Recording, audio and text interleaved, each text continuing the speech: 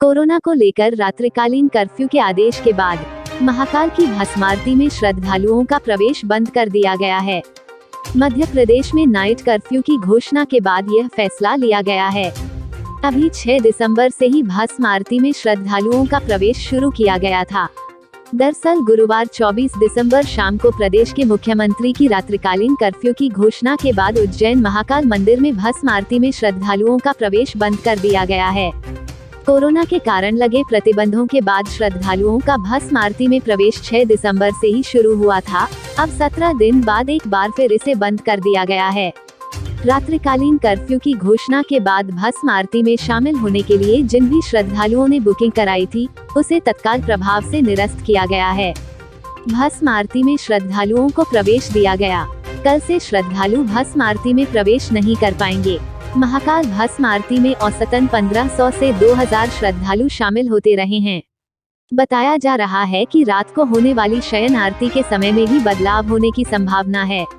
प्रदेश में कोरोना के नए वेरिएंट ओमिक्रॉन के खतरे के चलते मध्य प्रदेश के मुख्यमंत्री शिवराज सिंह चौहान ने जनता के नाम एक संदेश जारी करते हुए पूरे मध्य प्रदेश में रात 11 से सुबह 5 बजे तक रात्रिकालीन कर्फ्यू की घोषणा की। आज रात से ही रात्रिकालीन कर्फ्यू पूरे प्रदेश में लागू होगा। इसके साथ प्रदेश शासन ने 17 नवंबर 2021 को जारी दिशा निर्देश को निरस्त करते हुए प्रदेश के समस्त कलेक्टर के नाम नए दिशा निर्देश जारी किए हैं। उज्जैन संभागायुक्त संदीप यादव के अनुसार कोरोना की नई लहर को देखते हुए पूरे संभाग में अलर्ट कर दिया गया है और रात्रिकालीन कर्फ्यू का सख्ती से पालन कराया जाएगा। इधर उज्जैन कलेक्टर आशीष सिंह के अनुसार कोरोना के नए वेरिएंट के खिलाफ पूरी तैयारी कर ली गई है। महाकाल मंदिर की भस्म आरती में प्रवेश भी बंद कर दिया गया है। दैनिक अवंतिका ब्रह्मास्त्र के लिए नीलेश शर्मा की रिपोर्ट। इसके साथ ही हमने पहले ही तय कर दिया था कि स्कूल में जो हमारे बच्चे हैं वो 50% की संख्या में ही जाएंगे ताकि वहाँ सोशल डिस्टेंसिंग बनी रह सके। हम आज एक फैसला और कर रहे हैं कि रात्रिकालीन कर्फ्यू रात 11 बजे से लेके सुबह 5 बजे तक लगा रहेगा। अगर आवश्यकता पड़ी तो कुछ और उपाय हम जरूर करेंगे। और हाँ, अगर कोविड का कोई पॉजिटिव केस आता है तो घर में अगर पर्याप्त स्थान है तो घर में उसको आइसोलेट करके इलाज करेंगे, और नहीं तो हर हालत में उनको हमको अस्पताल में ही भर्ती कराना चाहिए ताकि परिजन वायरस के संक्रमण से बच सकें। सावधान रहना है, याद रखना सावधानी में ही सुरक्षा है। मेरी प्रार्थना है आप सब सहयोग करें ताकि तीसरी लहर के संकट से हम अपने प्रदेश को बचा पाएं और अपनी जनता की जिंदगी की सुरक्षा कर पाएं। ये आप सबके सहयोग से ही होगा। बहुत बहुत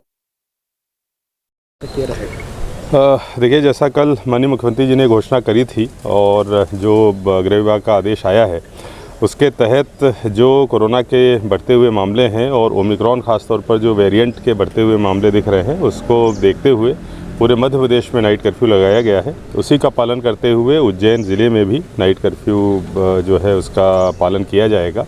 इसके तहत जो गतिविधियां हैं वो शाम को रात में 11 बजे से कि सुबह के 5 बजे तक सारी की सारी प्रतिबंधित रहेंगी। इसमें कुछ अपवाद भी हैं, जैसे जो अस्पताल हैं, जो पेट्रोल पंप हैं, या फिर जो दवाइयों की दुकानें हैं, या फिर जो इस प्रकार से अंतर्राज्यीय या अंतर जिला जो सामान है, या फिर जो थोक किराना वगैरह इनका परिवहन जो होता है, इस पर कोई प्रतिबंध नहीं लागू रहेगा। लेकिन बाकी के जितने भी जनजीवन से जुड़ी हुई गतिविधियां होती हैं वो सारी की सारी प्रतिबंधित रहेंगी। अगर उज्जैन की बात करें तो एक विशेष हमारे कार्यक्रमों पर कोई भी रोक नहीं होगी। कार्यक्रम जैसे हो रहे हैं वैसे ही होंगे, लेकिन जो समय सीमा है 11 बजे के बाद चूँकि रात्रिकालीन कर्फ्यू प्रभावी हो जाएगा, इसीलिए किसी भी प्रकार की गतिविधि को 10 साढ़े 10 बजे तक बंद करा दिया जाए, जिससे कि आधे घंटे में लोग अपने घरों तक पहुँच जाए, रोड पर ना दिखें। इसलिए जो समय की सीमितता है वो ज़रूर होगी, बाकी और किसी प्रकार की गतिविधियों पर प्रतिबंध नहीं होगा। नाइट कर्फ्यू लगा दिया गया है और उसमें जैसा मैंने बताया कि जो अत्यावश्यक सेवाएं हैं, चाहे अस्पताल हो या फिर जो विभिन्न प्रकार का सामान है उसका परिवहन हो, उनको छोड़कर बाकी सारी चीज़ें प्रतिबंधित रहेंगी, चाहे किसी भी प्रकार का सेलिब्रेशन हो, चाहे किसी प्रकार की चीज़ हो।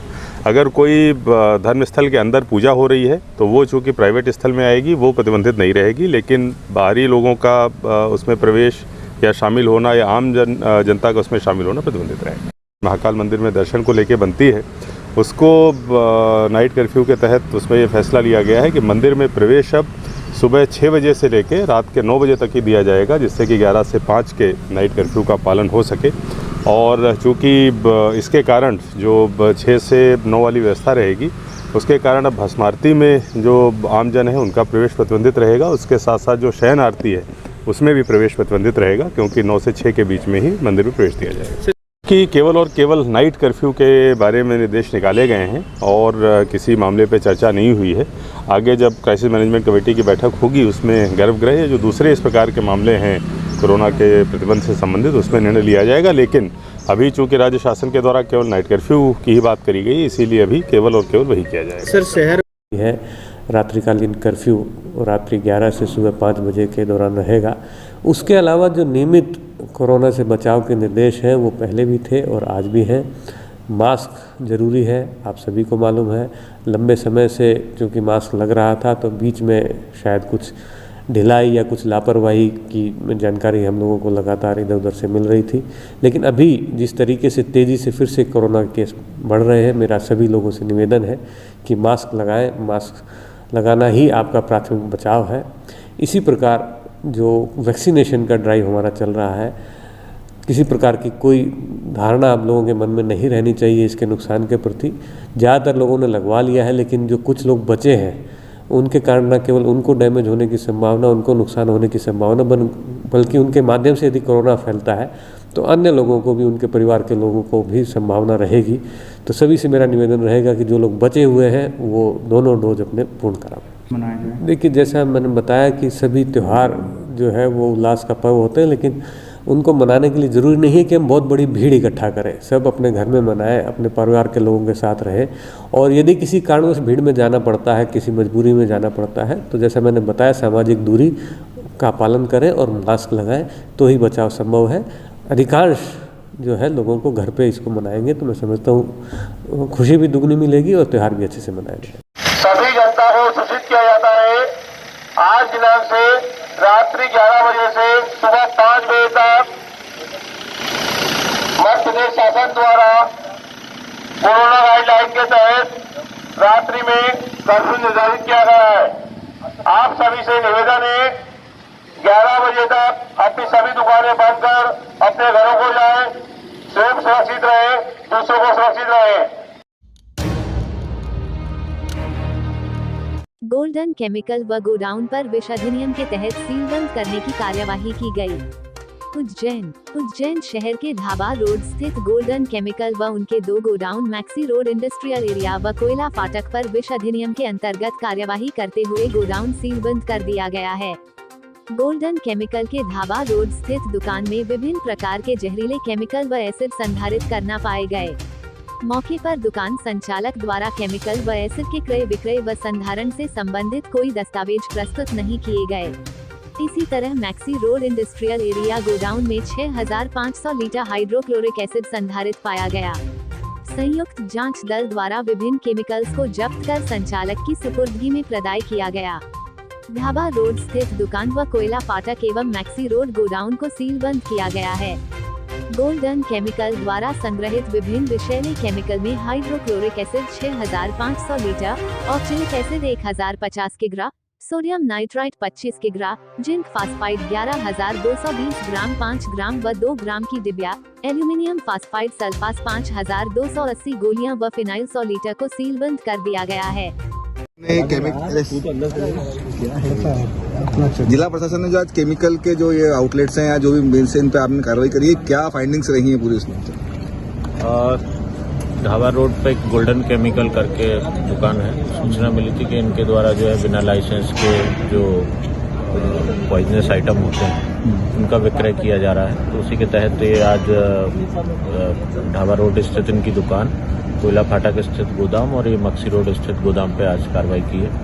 यहाँ लगभग 6000 litre hydrochloride acid, zinc phosphate और ऑक्जेलिक एसिड और इस तरीके के अन्य जो टॉक्सिक आइटम होते हैं जो कि केवल लाइसेंस होल्डर ही विक्रय कर सकते हैं, इनके यहाँ ये काफ़ी मात्रा में मिले हैं। तो फिलहाल हम जो है इनको अभी तीनों जगह जो है सील करके तो फिर इस पर आगे कार्रवाई करेंगे। सर ये क्या हार्मफुल केमिकल्स हैं या किसके कैटेगरी में आते हैं? हाँ बिल्कुल टॉक्सिक आइटम है और इनको केवल लाइसेंसधारी ही विक्रय कर सकते हैं और बड़े सावधानी पूर्वक इनको विक्रय किया जाना होता है। सल्फास भी जैसे उसमें मिला हुआ है, तो अब उसमें जो भी अधिनियम के अंतर्गत होगा उसमें विधिवत फिर कार्रवाई होगी। सर इनका जो गोडाउन देखा गया वहाँ पर सेफ्टी फीचर्स कुछ भी नहीं है या हाँ ये बिल्कुल सही बात है क्योंकि सेफ्टी फीचर्स कुछ नहीं है, ऐसे खुले में ही जो है वो सारा कुछ रखा हुआ है। तो जो भी उसमें कार्रवाई बनती है उसमें विधिवत कार्रवाई करेंगे। Thank you. तहसीलदार साहब करिए, जैसे पॉइजन और एसिड जो लाइसेंस है उसको लेके की गई है। इसमें सारे प्रकार के एसिड्स हैं, कैटेगरी है, और पॉइजन्स हैं जिसमें जिंक सल्फाइड, एल्युमिनियम फॉस्फाइड और ये सब के पॉइजन है। चूहे मार दवा भी एक सल्फास, ये भी सल्फास में जो केमिकल रहता है वो जिंक फॉस्फाइड रहता है, इसको खाने से मृत्यु हो जाती है। इसी को लेके कार्रवाई की गई है। इनके यहाँ पे हमने कार्रवाई की है, यहाँ पे इन्होंने कोई दस्तावेज नहीं दिखाए, ना तो क्रय के ना विक्रय के, किसको बेच रहे हैं विक्रय संबंध दस्तावेज कोई नहीं दिखाए।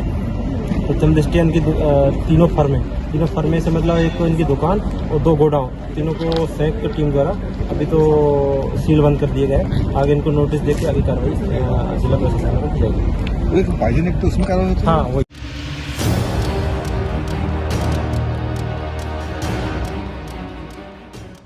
शिप्रा नदी के किनारे लग रहे कार्तिक मेला में नियमों को ताक पर रखकर रेस्टोरेंट संचालक घरेलू गैस सिलेंडर का कर रहे उपयोग। उज्जैन के शिप्रा नदी के किनारे लग रहे कार्तिक मेला 2 दिन बाद रविवार को समापन हो जाएगा। अंतिम दिनों में मेले में बड़ी संख्या में शहरवासी पहुंच रहे हैं। ऐसे में यहां नियमों का उल्लंघन साफ दिखाई दे रहा है। यहां अस्थायी रेस्टोरेंट संचालक घरेलू गैस सिलेंडर का उपयोग कर रहे हैं। ऐसा ही नजारा गुरुवार को देखने को मिला। खास बात यह है कि यह मेला नगर पालिक निगम द्वारा आयोजित किया जाता है और ऐसे में यहां नियमों की अवहेलना होना आश्चर्य की बात है। मनोज भटनागर की रिपोर्ट। देश विदेश गांव शहर सब पे नजर, सबकी खबर, नया रूप है नए है रंग, सबको समेटे अपने संग। आपका अपना शहर का सपना दैनिक अवंतिका, दैनिक अवंतिका, दैनिक अवंतिका।